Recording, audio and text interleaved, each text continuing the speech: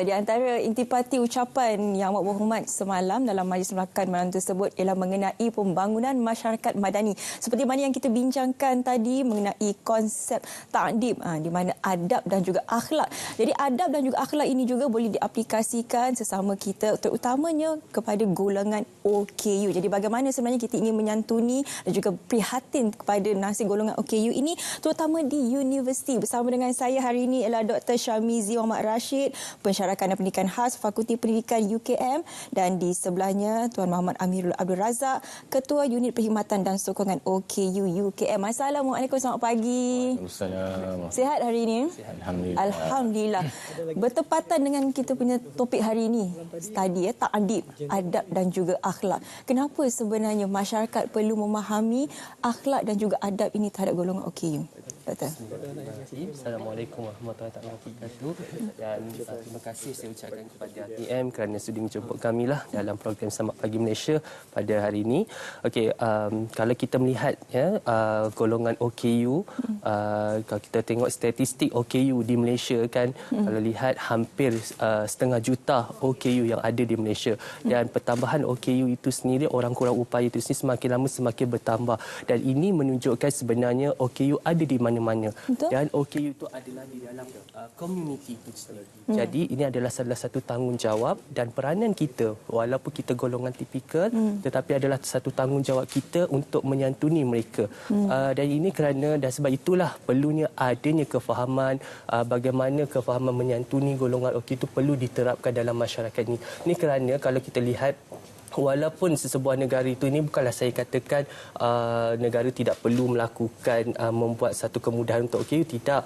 Kalau buat itu alhamdulillah. Cumanya kalau anda kata sesebuah negara itu tidak ada kemudahan pun, tetapi masyarakat mereka prihatin dan ada kefahaman terhadap orang kurang upaya, ini menunjukkan bahawa masyarakat itu kata lebih dapat dekat dan menyantuni golongan orang kurang upaya itu sendiri. Sebab kalau kita lihat sekarang ni OKU, sebanyakkan masyarakat selalunya memandang OKU itu pada kecacatan fizikal semata-mata. Tapi kalau kita lihat di dalam JKM itu sendiri ada 7 kategori. Okay, bukan hanya pada kecacatan fizikal, tidak ada tangan, kaki dan sebagainya. Tapi ada juga orang kurang upaya dari segi aspek pendengaran, penglihatan, masalah pembelajaran seperti autism, Down syndrome, cerebral palsy dan sebagainya. Dan selalunya masyarakat akan bersifat empati, simpati dengan golongan kurang upaya yang dilihat dari segi kecacatan fizikal dan sebagainya. Tapi bagaimana kalau OKU atau orang kurang upaya yang mempunyai kecacatan yang tidak nampak seperti autism dan sebagainya. Dan sebab itulah kesedaran perlu diberikan supaya sekiranya mereka melihat OKU yang kecacatan yang tidak nampak ini, mereka dapat tahu bagaimana nak menguruskan, bagaimana nak menyantuni dan sebagainya. Contohlah kalau kita jumpa orang pekak. Orang pekak kalau kita nampak di hadapan kita fizikally sama macam kita, tapi kalau kita tegur, kalau kita tak tahu dia pekak, kita akan rasa dia sombong. Samalah juga kalau anak-anak autism kan, kalau kita nampak dia mengamuk di kawasan publik dan sebagainya, kita akan rasakan mereka mempunyai tingkah laku negatif dan tidak berdisiplin, tidak diajar oleh ibu bapa. Tapi itu mungkin adalah kurang upaya yang dihadapi oleh anak autism itu sendiri. Jadi itulah perlunya ada kesedaran dan kefahaman. Jika tidak ada, itulah yang menjadikan isu bagaimana sekarang kita lihat masyarakat apabila mempermain-mainkan tandas OKU, main letak parking di kereta di parking OKU, dan sebab masyarakat itu tidak tahu betapa kepentingan, kenapa pentingnya perkara-perkara itu, kemudahan-kemudahan itu. Sebab itu pentingnya ada ilmu. Sebab itulah di dalam konsep bridging social capital kan, selalunya kita lihat bonding, maksudnya kita lebih prihatin dengan orang yang dekat dengan kita, ahli keluarga, rakan-rakan. Tetapi dalam konsep bridging social capital, bahawa sebenarnya bukan sahaja kita perlu menyantuni ataupun kepada orang yang lebih dekat, tetapi juga kepada seluruh masyarakat. Ini selaras dengan konsep Malaysia sekarang, iaitu Malaysia Madani, iaitu mewujudkan masyarakat yang lebih beradab, menghormati antara satu sama lain. Sebab itulah sebenarnya masyarakat perlu cakna mengenai keperluan OKU ini sebenarnya. Jadi bukan sahaja masyarakat, pihak universiti juga, kerana mereka selayaknya perlu diberikan ruang dan juga peluang yang sama seperti orang lain. Jadi ini berbalik kepada tugasan pihak universiti. Kita juga bersama dengan tuan daripada unit perkhidmatan dan sokongan OKU. Mungkin boleh berikan lebih lanjut mengenai latar belakang unit ini dan juga apa di antara perkara-perkara yang dilakukan oleh unit tuan untuk menyantuni OKU ini. Okey, pertama kali ucapkan terima kasih atas jemputan pada pagi ini. Jadi unit perkhidmatan dan sokongan OKU ini sebenarnya ditubuhkan pada 12 Disember 2019. Yang diletakkan, sebenarnya unit ini diletakkan di bawah jawatan pendaftar dan penyelidikan penuh oleh Naib Chancellor. Okey, berwujudan unit ini sebenarnya adalah selaras dengan apa yang dihasratkan oleh Naib Chancellor UKM sendiri melalui Lembayung Teras, Pelan Strategik Teras UKM 2021-2025, di mana terdapat kebitaraan prihatin di bawahnya terletaknya Prakasa Mesra OKU. Jadi ini menunjukkan bahawa pengurusan tertinggi UKM sendiri cakna terhadap OKU di UKM. Jadi dalam pelan strategik tersebut kita cuba UKM cuba memperkasakan potensi diri dan bakat diri warga OKU ini sendiri melalui, pertamanya kita hendaklah cuba mengembangkan apa potensi ataupun bakat yang mereka ada di universiti lah, sama ada pelajar, staf ataupun juga pelawat, dan seterusnya kita cuba meningkatkan jumlah staf dalam dalam universiti untuk mencapai dasar OKU 1% dalam perkhidmatan awam. Okey, dan seterusnya kita cuba menyediakan infrastruktur mesra OKU lah di dalam keseluruhan kampus UKM. Jadi untuk mencapai apa yang dihasratkan oleh Naib Chancellor ini, jadi tertubuhnya lah polisi inklusif OKU UKM.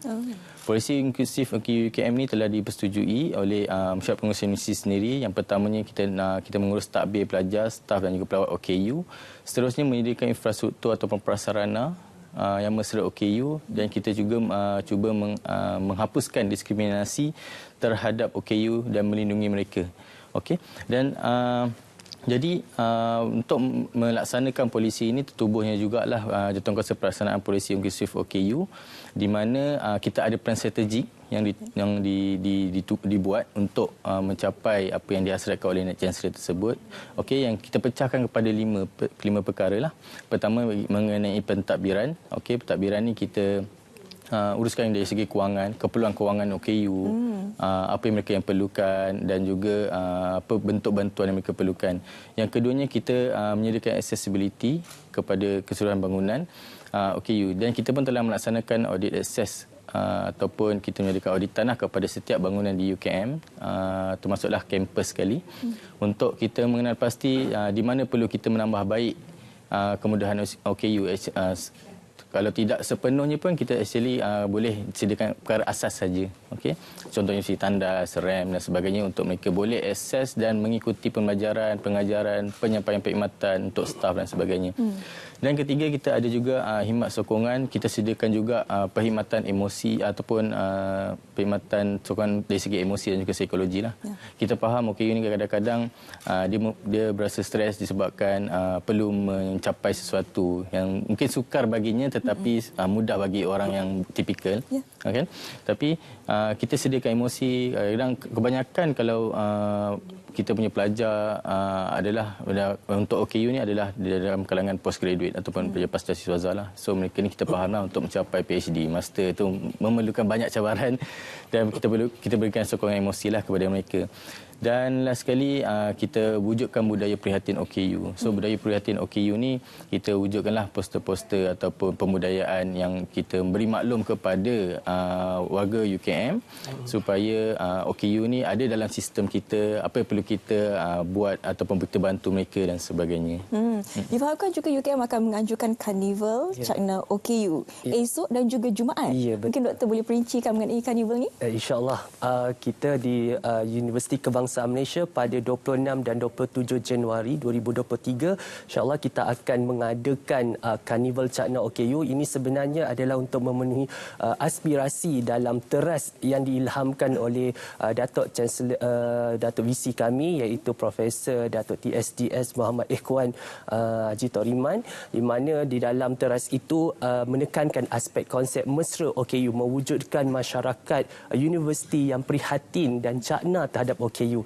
Dan ini adalah satu inisiatif lah usaha yang kami lakukan dalam unit OKU, bagaimana kami ingin mendidik, memberi pengetahuan kepada masyarakat universiti, bukan saja di UKM tetapi di luar, masyarakat di luar, terhadap bagaimana hendak mereka mencakna atau bagaimana mereka hendak menyantuni golongan OKU. Dan antara aktiviti-aktiviti yang kita akan jalankan pada program Karnival Cakna OKU iaitu seperti pameran daripada persatuan NGO OKU itu sendiri, seperti orang pekak, orang buta, pembelajaran dan sebagainya. Dan ada juga kita panggil daripada universiti-universiti di luar seperti Universiti Melaya, UiTM, Universiti Sains Islam Malaysia yang membuat penyelidikan berkaitan dengan OKU, sama juga seperti di UKM. Begitu juga kita memanggil daripada industri luar yang ada juga menyediakan bahan-bahan bantuan untuk OKU itu sendiri. Itu dari segi aspek pameran, jualan yang menariknya adalah jualan daripada usahawan OKU itu sendiri.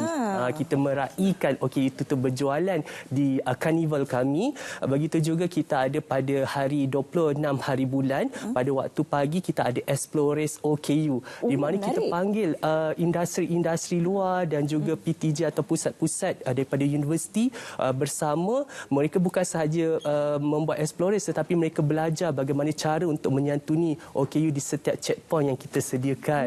Dan begitu juga kita ada dalam masa yang sama, kita ada forum, iaitu bicara forum yang di mana panelisnya adalah daripada OKU seperti Encik Muhammad Syukur, seperti Encik Nazarul Muhaimin, iaitu merupakan ikon OKU belia negara pada tahun lepas. Dan juga kita ada bicara OKU, di mana kita panggil OKU untuk membincangkan kepada warga universiti bagaimana cara untuk menyantuni golongan OKU, bagaimana mereka nak dapat berhadapan dengan golongan OKU. Selain itu juga pada sebelah petang pada 26 Januari itu kita ada pembelajaran asas bahasa isyarat Malaysia. Yang menariknya adalah kelas bahasa isyarat itu diajar oleh orang pekak itu sendiri. Macam mana orang pekak itu ajar kepada golongan tipikal, datanglah ke Karnival Cakna. Saya ingat doktor yang mengajar. Bukan saya, tapi orang OKU itu.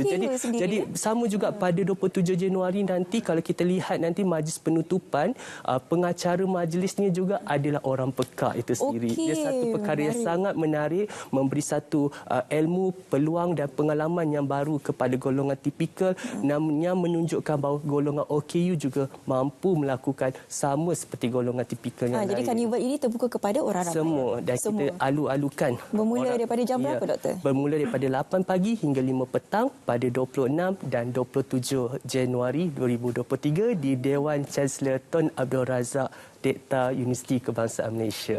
Jadi kepada anda di luar sana yang ingin sama-sama mencaknakan lagi diri anda, memberi pengetahuan lebih lanjut mengenai bagaimana untuk kita menyantuni golongan OKU ini, sama-samalah ke Karnival Cakna OKU esok dan juga Jumaat bermula 8 hingga 5 petang di UKM. Terima kasih banyak-banyak saya nak ucapkan kepada kedua-dua tetamu kita. Bersama dengan kita Dr. Muhammad Syamizi Muhammad Rashid, Pensyarakan dan Pendidikan Khas Fakulti Pendidikan UKM, juga di sebelahnya Tuan Muhammad Amir Abdul Razak, Ketua Unit Perkhidmatan dan Sokongan OKU UKM. Terima kasih banyak. Dr. Syamizi ni kita punya ni jurubahasa isyarat. Kalau waktu berita perdana kan, adalah muka doktor ya. Okey, seterusnya kita nak bersama